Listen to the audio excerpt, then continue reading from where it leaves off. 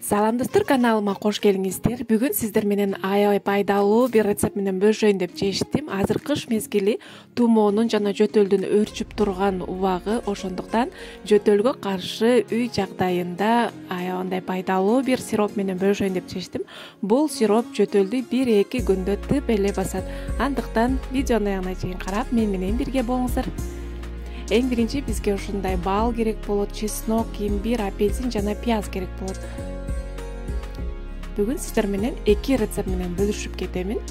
Эң биринчи апельсиниңиздин ушун баш жагын ушундай кылып бычактын жардамы менен кесип алабыз. Апельсин дегеле ден соолукка өтө пайдалуу, иммунитетти көтөрөт, андан сырткары көздүн көрүүсүн жакшыртат. Ушундай кылып ортосун алып алабыз.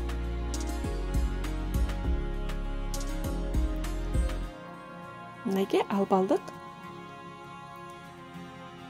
Балдарга дагы бергенде аябай жагымдуу жыт болуп, аябай даамдуу болуп, өздөрү эле ичип алышат. Мынакей ушундай кылып ичин бошотуп алдык. Андан кийин бизге чеснок керек болот. Чеснокту майдалап, туурап алабыз.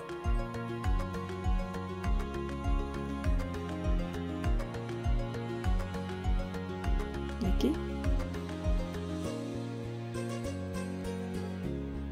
Балаңыз жөтөлүп баштаганда эле дароо ушул сиропту жасап, 1-2 жатарда 1 кашыктан берип, буту колун майлап, жакшылап жылуу жаткызып койсоңуздар, 1-2 күндө эле тып басылат жөтөл. Андан кийин имбирди да ушундай кылып майдалап туурап алабыз дагы. Экөөнү кошуп апельсиндин ичине салабыз. Мынакей салып алдык. Бунун үстүнө таза бал куябыз кыздар. Базардын жанагындай шекери көп балдары жарабайт. Ушундай көбүнчө ушундай таза балды колдонгонго аракет кылыңыздар. Мынакей кошуп алдык. Эми жакшылап аралаштырып, үстүн жаап, 1 саатка, 1-2 саатка калтырып коебуз. Бизде чеснок, имбир, бал, ичинде апельсин баардыгы ичинде реакция жүрүп, 1-2 саатта аралашып, мына ушундай сироп дайын болот. Мынакей үстүн жаап 1 саатка коюп турабыз.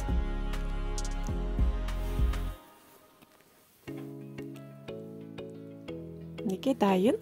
Ал эми экинчи сиропубузга бизге болсо пияз жана бал керек болот.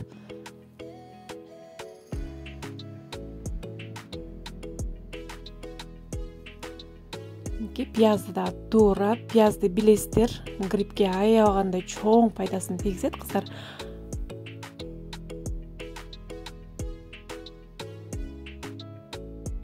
Мынакей ушундай кылып туурап салып алабыз. Андан кийин балды үстүнө кошуп, бал жок болсо, шекерден деле салып, аралаштырып койсоңуздар, пияз өзүнүн согун бөлүп чыгарат кыздар. 1 саат, 1-2 саатка коюп турасыздар. Өтө көп жасабаңыздар. Мен 4 балама бериш үчүн көбүрөөк жасадым. Сиздер болсо дароо эле 1 пиязды деле туурап үстүнө бал кошуп жасап койсоңуздар болот. Свежий жасап бериңиздер кыздар. 1 жасап коюп 2-3 күн берсеңиздер, анда жарабай калат. Мынакей уже эле сок бөлүнүп баштады. Үстүн жаап 1-2 саатка коюп турабыз. Бул биздин биринчи жасаган сиропубуз. Мынакей согу бөлүнүп чыгып, уже даяр болуп калды кыздар.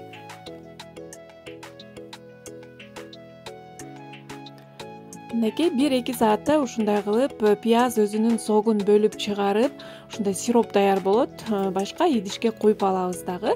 Балдарга жатарда 1 кашыктан берип, жылуу жаткызып койсоңуздар, жөтөлгө аябай чоң жардамын тийгизип бат эле басат кыздар.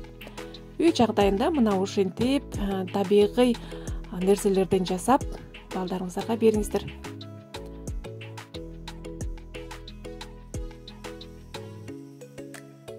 Мынакей ушинтип бөлүп алабыз. Муздаткычка салбай эле комнатный температурада салкын жерде сактасаңыздар болот. Үстүн жаап, жанагындай баночкаларга да куюп алсаңыздар болот. 4-5 күн, 1 жума үзбөй берсеңиздер, жөтөлдү так ортосу менен жок кылат кыздар.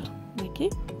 Сіздер да жасап көріңіздер. Видео жаққан болса, сіздерге рецепт жаққан болса, достарыңыздар менен, туғандарыңыздар менен бөлішіп қоюны ұмытпаңыздар. Егерде қандайдыр бір сунушуңуз болса, жооп болса, сурооңуз болса, комментарийга калтырып кетсеңиз, мен сизге сөзсүз түрдө жооп бергенге аракет кылам. Көңүл бурганыңыздар үчүн чоң рахмат. Ушинтип бир кашыктан берип коесуздар.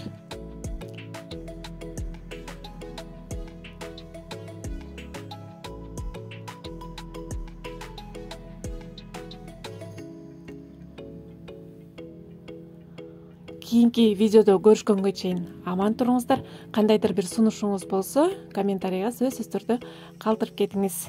Ал эми видео жаккан болсо, лайк басып, комментарий калтыра кетиңиз. Аман болуңуздар. Оорубаңыздар, ден соолукта болуңуздар.